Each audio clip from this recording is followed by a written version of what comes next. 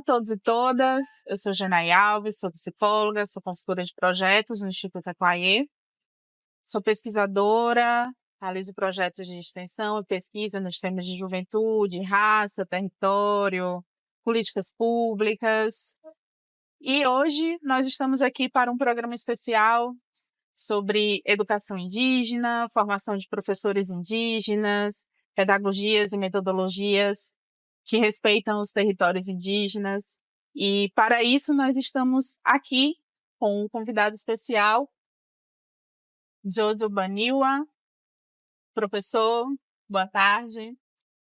Boa tarde, obrigado por esse convite, poder participar desse diálogo sobre a educação escolar indígena. Agradeço essa oportunidade da gente poder conversar sobre esse tema tão importante e que está no auge aqui no Alto Rio Negro.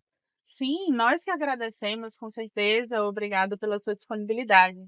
A gente queria começar perguntando um pouco sobre a sua trajetória, de como foi a sua vida escolar e quais são suas principais atividades hoje.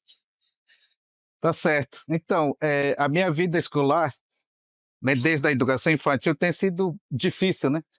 Estamos numa região na parte central da Amazônia, onde há conceito de que tudo aqui é muito difícil, mas que aqui existem soluções para esses desafios. A minha vida escolar começou aos 10 anos, quando tive primeiro contato com a escola, e eu tive muito medo assim de ir para a escola, porque na época o professor era falante da língua portuguesa e eu não entendia a língua portuguesa, né? Então, isso tem sido um fator limitante assim para mim, mas com o esforço do meu pai eu consegui ir para a escola, isso é na aldeia, e mais tarde eu passei a estudar na primeira escola indígena, que foi o primeiro projeto de educação do povo Baniwa e Curipaca. Então essa escola foi implementada, né? Então foi um dos primeiros estudantes dessa escola, e nessa escola eu passei 13 anos de vida, de vivência nessa escola, né? Passando desde como vida de estudante, né? Depois como monitor de projetos, depois como professor contratado, também fui coordenador dessa escola e fui presidente de APMC, né? Associação Escolar. E isso tem sido bastante importante, né? Nesse processo da educação escolar indígena. E hoje, né, continuo com essa missão, né, de professor indígena numa escola indígena. E hoje eu sou licenciado em Física e também tenho pós-graduação em Ensino de Ciências Ambientais. Então, essa vivência dentro do território e no espaço acadêmico também tem contribuído bastante com essa experiência, com esse processo de luta. E, além de ser professor, de ser pesquisador, o senhor também é liderança do povo Baniwa. Quem são os povos Baniwa e Coripaco? Como é que eles estão aqui nesse território? Então, além de ser professor, né, eu sou pesquisador indígena, né, faço parte da rede de pesquisadores indígenas do Rio Negro, e também no âmbito do movimento indígena eu sou liderança do povo Baniwa e Coripaco. É um povo, né, que vive dentro do território chamado Rio Içana. É um território extenso de quase 3 milhões de quilômetros quadrados. Nesse território existem 85 aldeias Baniwa e Coripaco, cerca de 20 associações, e tem uma associação que representa todo esse território, onde eu sou secretário executivo agora. E esse povo, né, se organiza, né, em forma de associação, que por sua vez é congregado à Federação das Organizações Indígenas do Rio Negro, que é uma federação maior aqui do Rio Negro, que por sua vez representa 24 povos indígenas, né, são 18 línguas faladas, entre os quais 4 línguas são cooficiais aqui do município de São Gabriel da Cachoeira. Eh, e o território do Rio Içara faz parte da coordenação regional dessa Federação das Organizações Indígenas. Então, nesse espaço é que representa o povo Bani-Curipago também. O senhor disse que aos 10 anos foi à escola e teve receio porque o professor falava português e o senhor não. E eu imagino que naquela época tinha um número de professores indígenas menor do que existe hoje, né? E hoje, como é que o senhor vê a formação de professores indígenas? Como é que tem acontecido a articulação, a organização e a formação de professores indígenas aqui? Então, é isso, né? O meu povo é de recente escolarização, inicia-se a partir da década de 80, né, com a colaboração de outras etnias indo para o território também para a formação, né, de primeiro professores, e teve, né, primeiro magistério indígena, né, onde cerca de 80 professores se formaram, depois continuaram seus cursos nas universidades, em diversas universidades, e hoje a gente compõe cerca de mais de 200 professores com diferentes níveis de formação, né, seja no magistério, na licenciatura, alguns com título de mestre e doutores também, né. Então, existem cursos de formação promovidos pela Secretaria Municipal de Educação, assim também como, promovido pelas universidades, né, em parceria com as instituições aqui do município, e tem momentos, né, que, através da organização de professores Baniwa e Curipaco, a gente consegue realizar também oficinas mais, pontuais, né, para qualificar, para contribuir com a experiência, e poder fazer essa troca de saberes, né.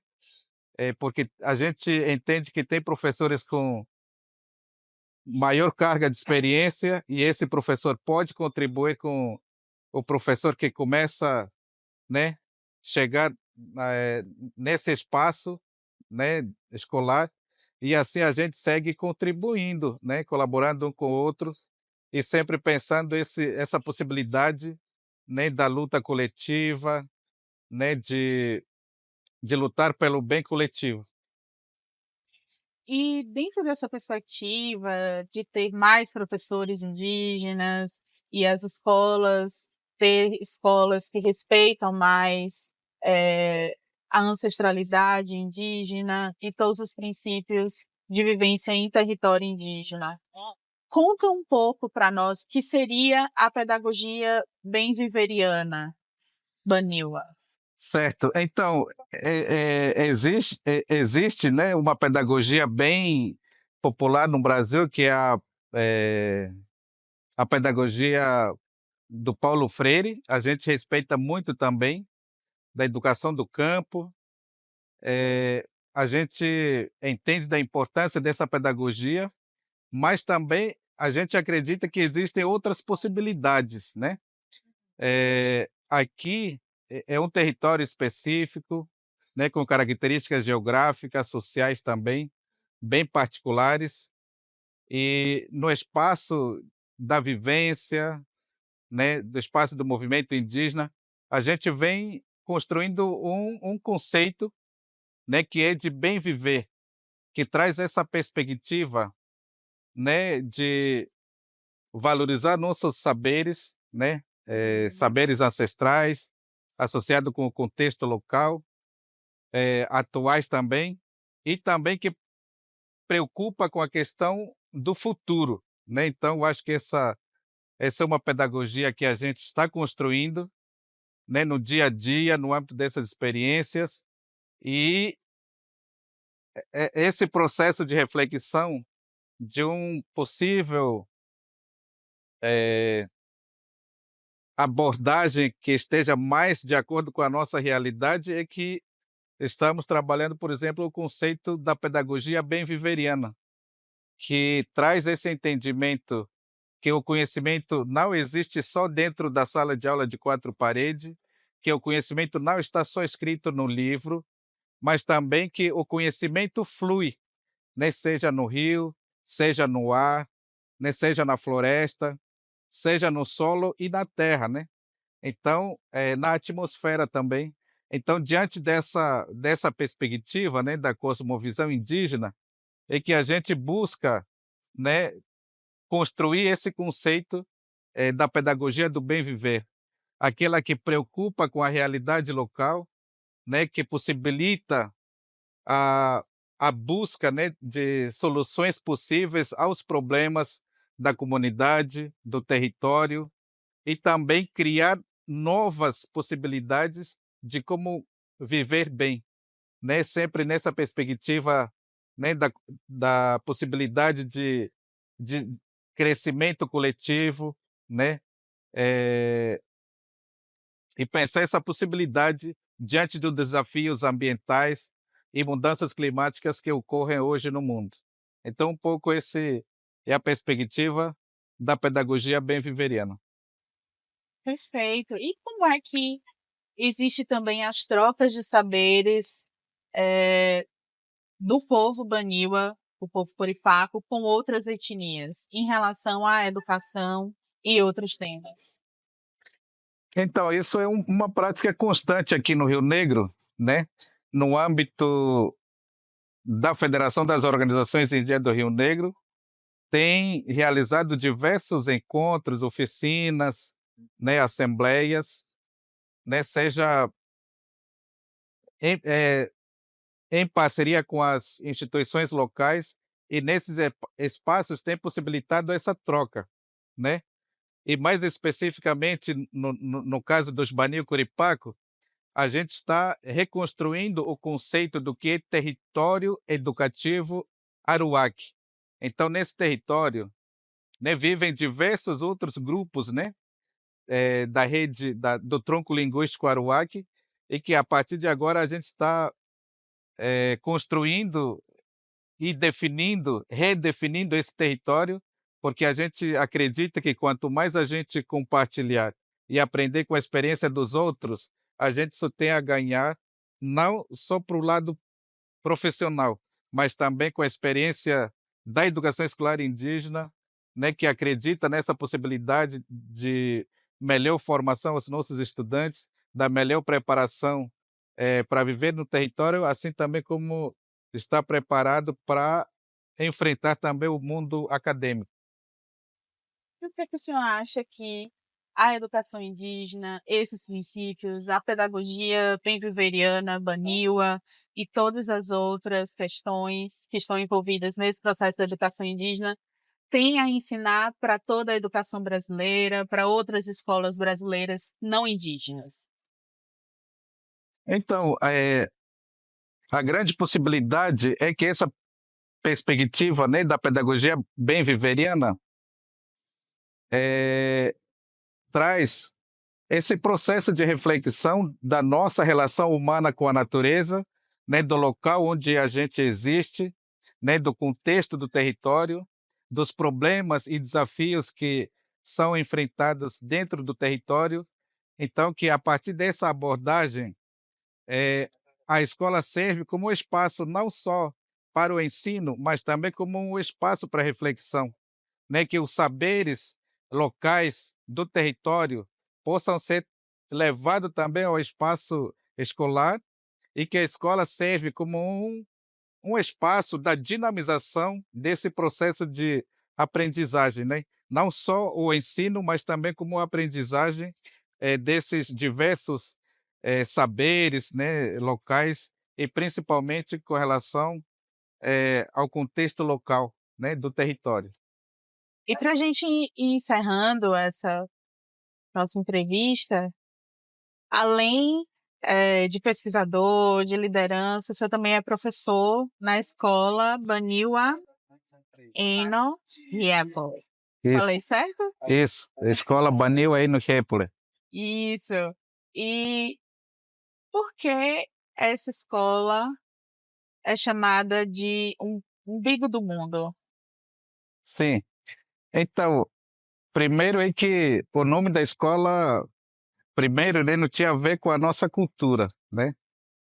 Era nome de um personagem, né? É, é, do Brasil, assim, né? Uhum. Então, nesse processo de reflexão da ressignificação do que é uma educação escolar dentro do nosso território, é que a gente busca também fazer essa conexão com a nossa cultura. Primeiro é que a escola é nossa, então, a princípio, o nome tem que ter um símbolo forte que tem a ver com a nossa cultura. Então, assim, junto com os conhecedores locais, a gente discutiu bastante para a escolha desse nome, né? E eles falaram que ali naquele território foi o lugar onde na mitologia emergiu o povo Bani-Curipaco. Então, por isso, Eno é o céu, né? Képole é o umbigo, que na nossa mitologia é o umbigo do mundo. Então a gente achou muito pertinente, né, que assim como foi o lugar de origem do povo Bani-Curipaco, o nome da escola também passa a se chamar como umbigo do mundo, que para nós significa a origem do conhecimento, né, de saberes, né, e essa possibilidade de construção de ciências e das tecnologias também adequados à nossa realidade e ao nosso território.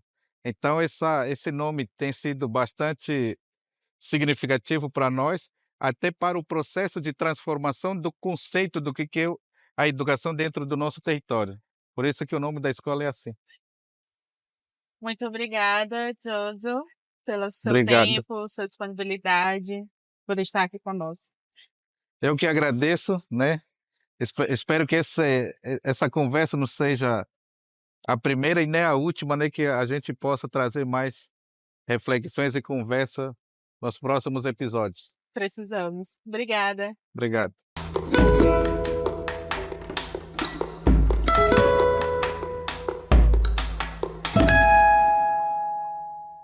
E para continuar esse nosso diálogo especial sobre educação indígena, a gente vai receber também aqui a Sônia Baniwa, que é licenciada em Ciências Sociais e Interculturais Indígenas e é professora também no ensino infantil. Boa tarde, Sônia. Boa tarde, é com imenso prazer, né, conversar com vocês, falar, né, da minha trajetória, ser convidada é uma honra e é isso que a gente vai fazer, né, eu me sinto bem orgulhada de fazer essa parte, né, de ser convidada por vocês. Nós que agradecemos a sua presença, a sua disponibilidade. E a gente queria começar um pouco que você falasse para nós um pouco da sua trajetória, como foi a sua formação, como você chega até ser professora. Do início, dos meus estudos foi difícil. Eu iniciei a minha eu estudo primário, numa escola que não é indígena, é uma escola que é convencional, né, das irmãs salesianas, missionários, e eu, por mais que eu não falo língua portuguesa corretamente, mas pude frequentar nessa escola e aprendi, né, eh com essa escola também pude ver que a língua portuguesa facilitou a minha comunicação com outras, povos, né, e eu fui, né, estudando até chegar lá no o ensino fundamental, terminando, como na minha aldeia não tinha o ensino médio, eu fui estudar para outro município que é de Santa Isabel do Rio Negro. Então fui estudar na escola Padre José. O meu ensino médio, né, sair de um lugar que é diferente e estudar no ensino médio que é de outra convivência. Então, eu passei 3 anos, né, depois de 3 anos, eu fiz um curso no IFAM, sobre os projetos, já vivenciando isso um pouco, da minha trajetória, de ser uma mulher, né, de sempre falar do meu povo e desde a minha adolescência sempre participei do movimento indígena, né, tanto é que, através das falas minhas, da minha região, né, tivemos a oportunidade de estar na frente, de fundar, né, o departamento de jovens, que tem aí um departamento da FUIRN. Então, com esse conhecimento que eu tenho, fora a parte da minha comunidade, ter esse conhecimento fora, pude ver que é satisfatório, né, eu aprender com isso.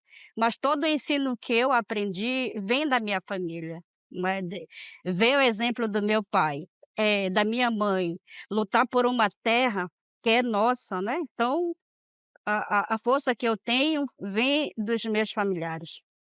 E terminando o do IFAM, eu fui fazer, formação continuada para os professores, né, retornando aí do ensino médio, com 20 anos, já estava dentro da sala de aula.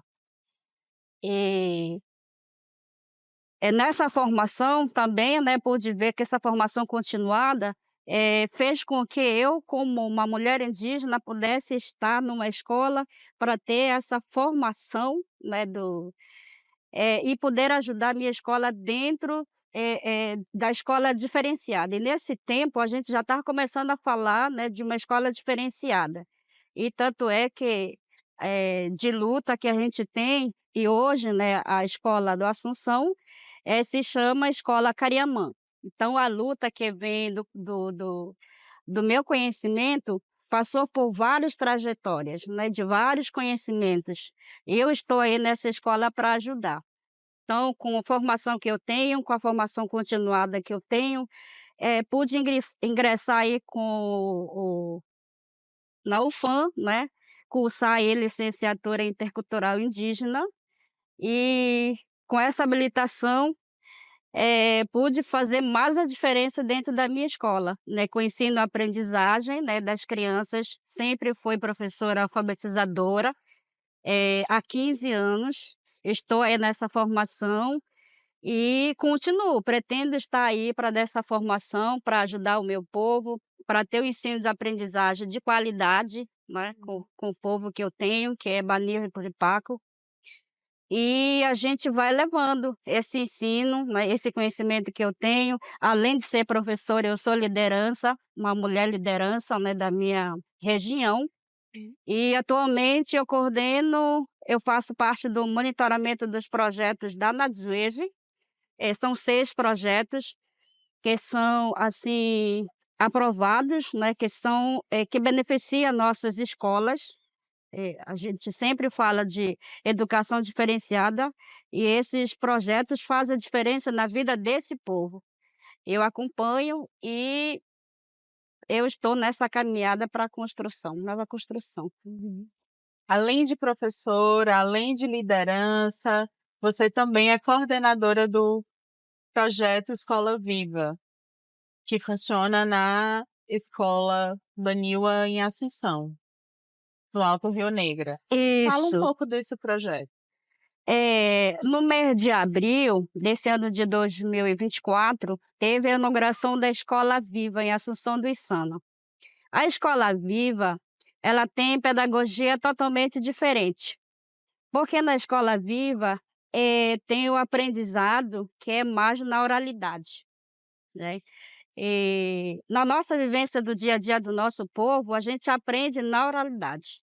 Então todo o conhecimento que a gente tem, tanto da convivência, tanto no ensino, tanto no modo de viver, né, no bem viver que a gente aprende na oralidade. Então a Escola Viva vem somar com as nossas escolas, vem somar com as demandas que a gente sempre fala de a gente ter essa diferença de uma educação diferenciada. A Escola Viva vem para estar junto com o nosso povo, onde vai mostrar, né, a pedagogia diferente, né, viver essa pedagogia de forma oralmente, dentro da nossa comunidade, dentro da nossa escola. A gente fala tanto de escola diferenciada, dentro de 4 paredes, às vezes, jovens e crianças, né, não conseguem aprender de forma adequada. Mas a escola viva não tem tempo determinado, ele é aberto, né, uma escola do tempo integral, funciona de manhã e funciona de tarde.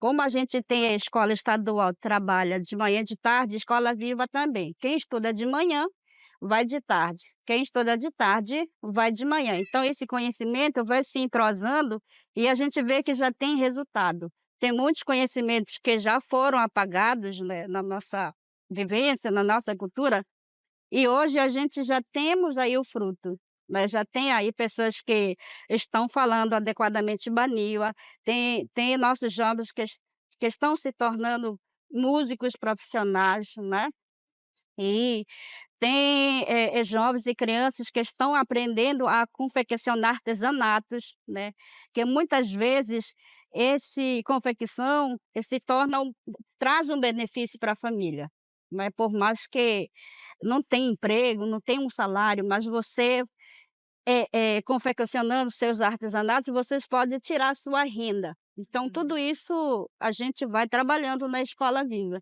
Por isso que eu falo que a Escola Viva, tem uma pedagogia diferente. A Sim. gente vai vivenciando conforme a nossa vivência na oralidade. E essa pedagogia, ela tem essa sustentação da pedagogia bem-viveriana baniwa. Fala um pouco pra gente como é essa pedagogia bem-viveriana na prática. Falar aí dessa convivência, quando a gente vamos começar a falar de família. Então, esse bem viver, a gente busca através da vivência, quando você, aprende o que a sua mãe ensina. Então essa é a diferença, que a gente tem uma coisa que a escola às vezes não ensina, né, mas esse bem viveriano que a gente fala, a gente vai construindo com o nosso dia a dia. A gente busca isso, né, por mais que nós temos aí tecnologia diferente que vai chegando, que vai impactando as coisas, mas esse nosso bem viver coletivo, né, como mulheres indígenas, a gente ter esse meio de intervir e ensinar de que forma, né, que a gente possa viver com o nosso povo adequadamente.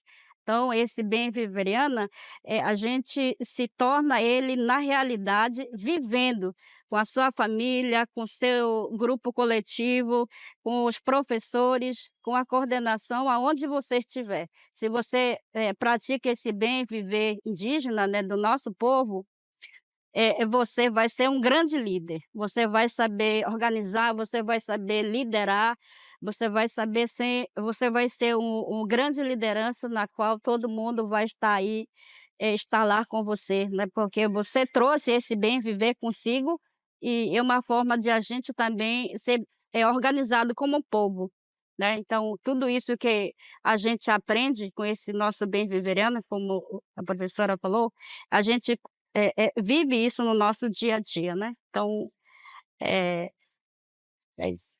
Muito obrigada, Sônia, pela sua participação aqui com a gente. Eu que agradeço, o convite que vocês fizeram, e a partir de hoje, né, a gente é parceiro nisso, e eu espero que não seja a última, né, então tenho certeza que virá, e a gente acolhe vocês de braços abertos na nossa região, sintam-se em casa e sejam muito bem-vindos. Obrigada. Então a gente teve a oportunidade nesse programa de conhecer um pouco mais sobre a educação indígena, com respeito à tradição, respeito aos princípios do bem viver aqui no Alto Rio Negro, no Amazonas. Até a próxima.